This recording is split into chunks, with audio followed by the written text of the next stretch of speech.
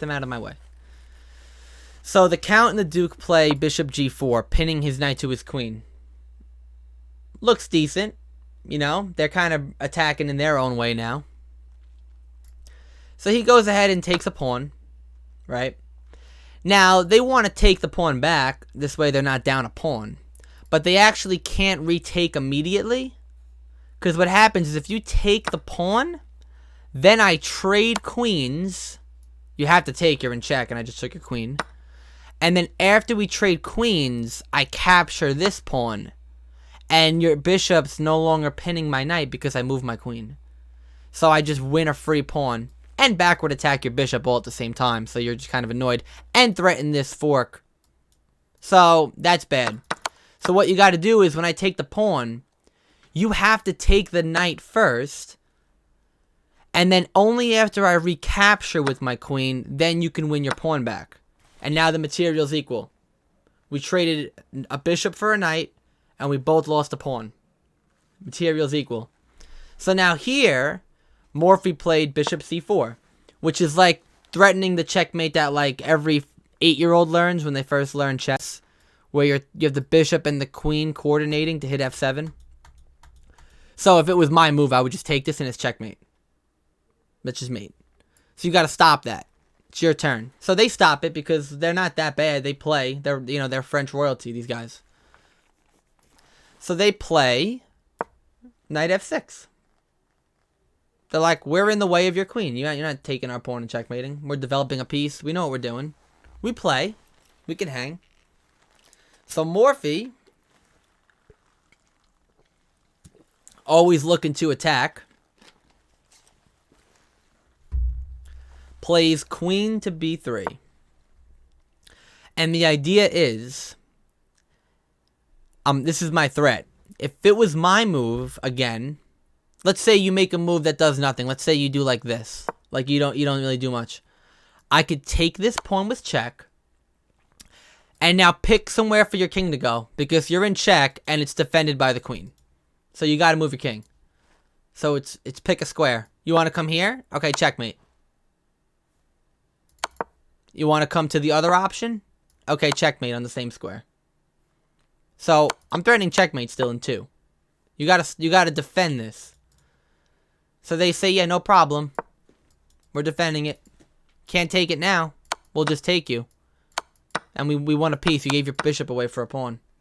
Artie, baby! I'm showing the opera game, if you just got here. Morphy versus the Count and Duke of France.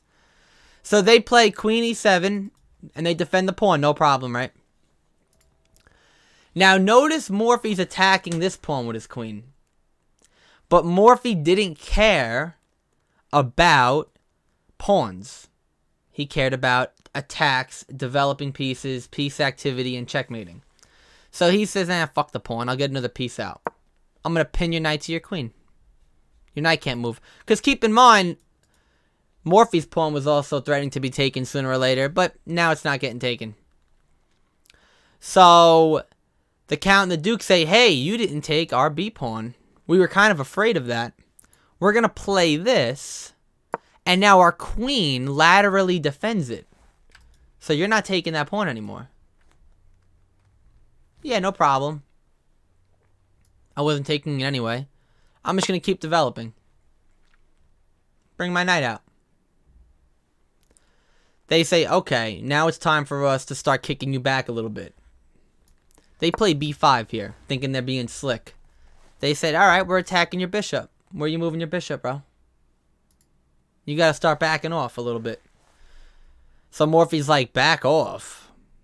Watch this. And then the Count and Duke, they weren't expecting that, I can tell you. Because if they were expecting that, they wouldn't have played b5. You wouldn't play b5, anticipating them to just take it. So now they probably turned red, if I'm guessing correctly. They probably got embarrassed because there was like 100 people watching this game. So they go, okay, prove to us what you're doing here, because you just gave us your knight. We're gonna take it. Okay. So he takes back with check. You're in check. So now this is the first time where I'll ask you, what you would play here to get out of check. And I'll give you options. You can block the check with this knight. You can block the check with this knight. Or you can move the king here. Or you could even, if you really want, the last move you could think about, you could block the check with your queen. How are you getting out of check? What would you play, Birdie?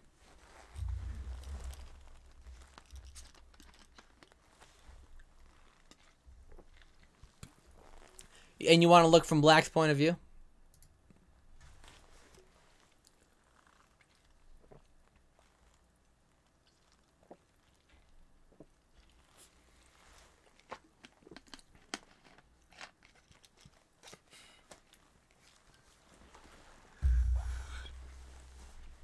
What do you think here? So this would be knight B to D7, knight F to D7, queen D7, or king D8.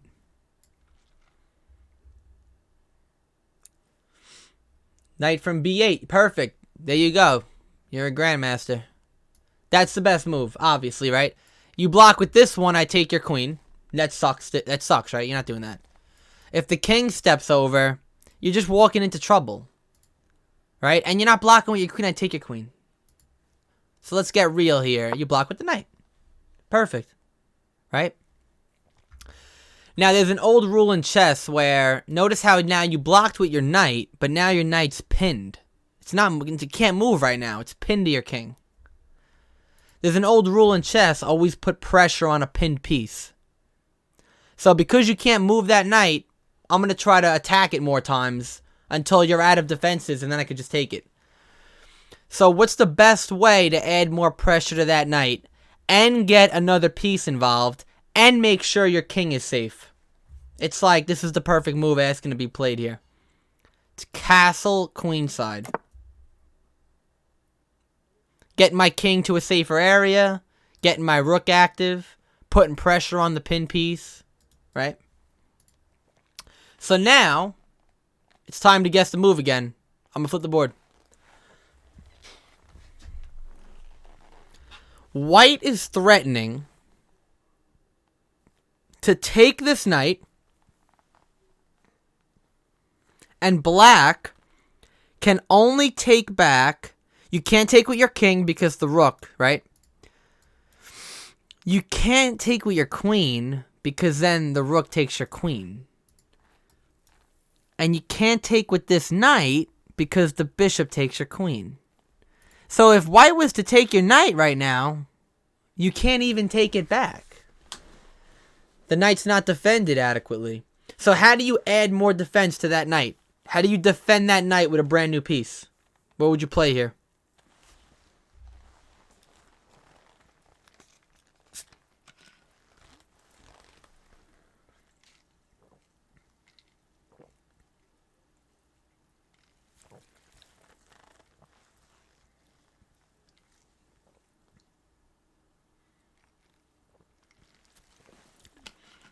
There you go. Yeah, rook A8 to D8. That's the move.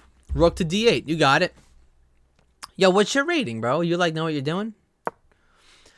So rook to D8. Perfect. Back to Morphy. Okay. So check this out. Morphy takes the knight with his rook. Now, rooks are better than bishops and knights. Doesn't matter. Because I take with my rook. And then you do what you planned on doing. You got to take with the rook, we just said, right? You can't take with anything else. You lose this, you lose this. You take with the rook. Okay.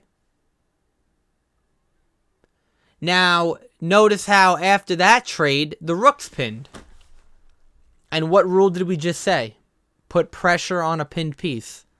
So now, how does Morphy get his last piece into the game and at the same time add pressure to that rook? And it's obvious, so you don't have to guess it. Boom. Uh-oh. Flip the board. What's going on here?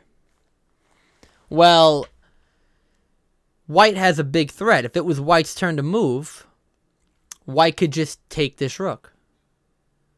Like we said before, the king can't take back. There's a second piece there. The queen can't take, we would just lose the queen. The knight can't take because it's pinned and we would lose our queen that way. Can we add more defense to it? No, but wait a minute now, because it technically is defended enough times. It's just the problem is, if when he takes it with one piece, if our knight was able to take first without us losing our queen, and then the queen was able to take second, if the second piece took, we'd be fine. So it's almost like we don't want our knight to be pinned. If our knight's not pinned, we're fine. But we also need the queen helping with the defense to be the second piece to make the trade, to make the capture in return. So the trick here is, how can we move our queen so that it's still defending the rook here? We want to still defend this, but we don't want that to be pinned. And we want to move the queen so it's not in this line, but we want to still defend the rook. So what kind of move comes to mind? Move the queen to get out of the fire, the line of fire of the bishop. We want to move it so that the knight is free. Move the queen so the knight's free, but make sure you stay close to that rook so that you're still protecting it with the queen, so it could be the second piece to capture. Because if you move it, for example, if you move the queen far away, then I could just take this. Your knight could take, right? But now you have a second piece attacking and your king's the only defender. I'm drawing your king out. And it's just, you want to be able to take with the queen so your king doesn't have to move. Because remember, when you move the king in chess, you give up castling rights. So if your queen was to take, if your king was to take, then after you develop this bishop, you wouldn't be able to castle or get the safety. So you don't want to take with your king. You want to take with your knight and then your queen. So where is a square where your queen is still defending the rook, but it's not pinned? It's not stuck in this line of fire. We want to get it off that diagonal. But we want to protect this. What do you got? And these guys weren't bad. They did find this move here. They found the right idea. They did accomplish that. I'll show you. You move it right here. There you go. Dylan found it. E6. Now it's like, look. Okay, go ahead. Take our rook. We'll take with our knight. You can take with your bishop. We'll take with the queen. I don't care what piece you take with first. My knight's taking, then my queen.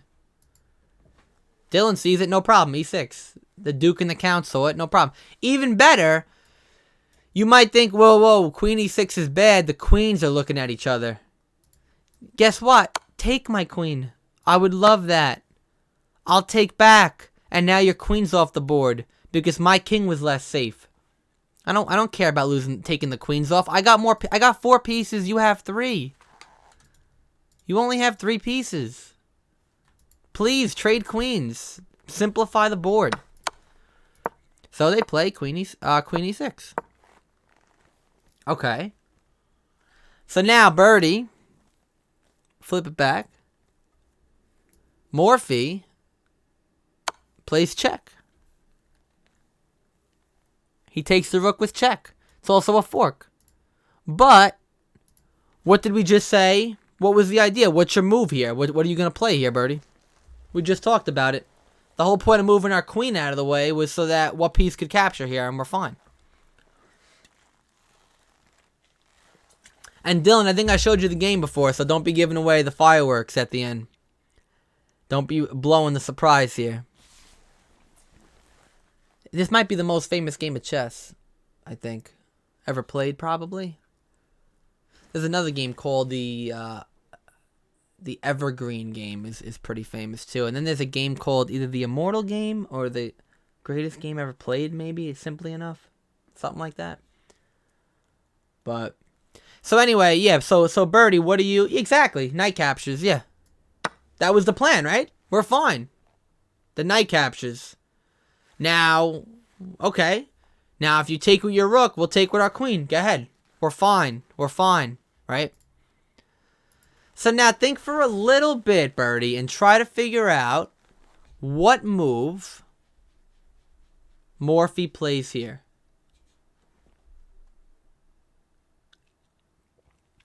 There's an old rule in chess, too. It's always analyze all checks and captures. So, do we have any checks that we can look at?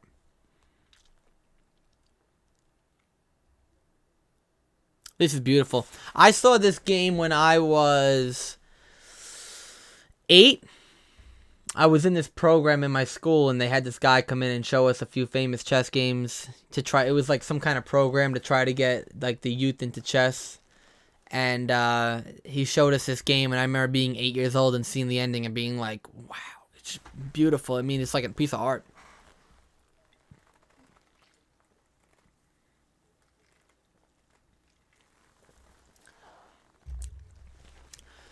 So the idea here, Birdie,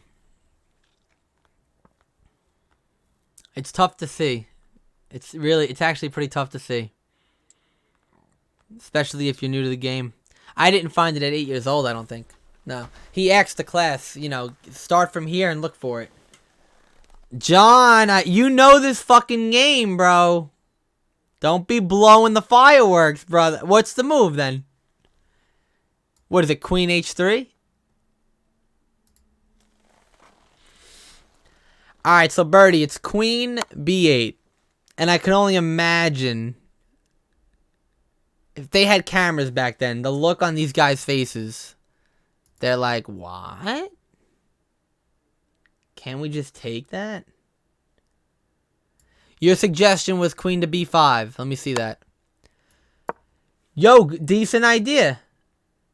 Decent idea, because you're pinning the knight that already has pressure on it. But even better is this. I mean, that's why the game is so beautiful. Let's go to black. You're in check, bro. The king can't move. How do you get out of check? Thank you. You just gave us your queen. You just gave us all your pieces. What's going on here? What? You gave us your queen? You're a 20-year-old from the United States? And you blunder your queen in front of 100 people? Why would you give your fucking... What were you thinking? So now it's Morphy to move. And what do you play here? And you better find something quick, because you're out of fucking pieces here. Pieces are off the board, bro. Pieces are in the opponent's hand. They're chewing on them, waiting for you to move right now.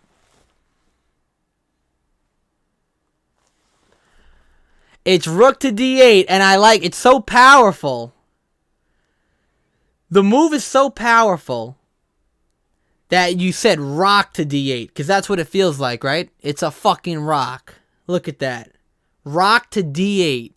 That's checkmate, brother. And that's the Morphy mate.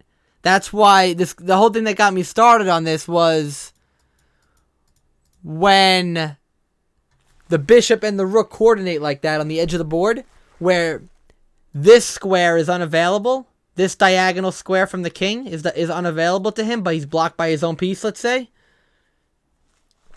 That's the Morphy mate. Bishop and rook coordinated. The king's blocked from just one square. He doesn't have to be blocked here because the rook's covering that anyway. But that's just checkmate. Game's over, bro. He used every fucking piece he had. And he finishes the game with his last two pieces. And you still have your queen, your knight, your bishop, your rook. Doesn't matter, bro. I punished you. You didn't castle. I punished you for not castling. You didn't develop your pieces. You got punished for having poor piece activity. You got punished for having poor development. You got punished for pushing too many pawns early. That's against the laws of chess. You're not supposed to play too many pawn moves. It's like you violated every major rule of chess. And you got punished for it. That's why this is the most instructional game ever played, and like the most famous game ever played. Checkmated in 17 moves. He's like, yeah, no problem. Just to play it back, I don't know if it's gonna play in the right move order, but I mean, there's nothing better than it's just perfect. It's just okay. I develop, I attack, break open the center. Oh no, it's gonna play my sideline. So it's like develop, break the center. Okay, we trade. I threaten checkmate. You stop it. I threaten checkmate in 2. Remember, we had this idea. I'm gonna mate you in 2. Okay, you stop it. All right, I pin your piece.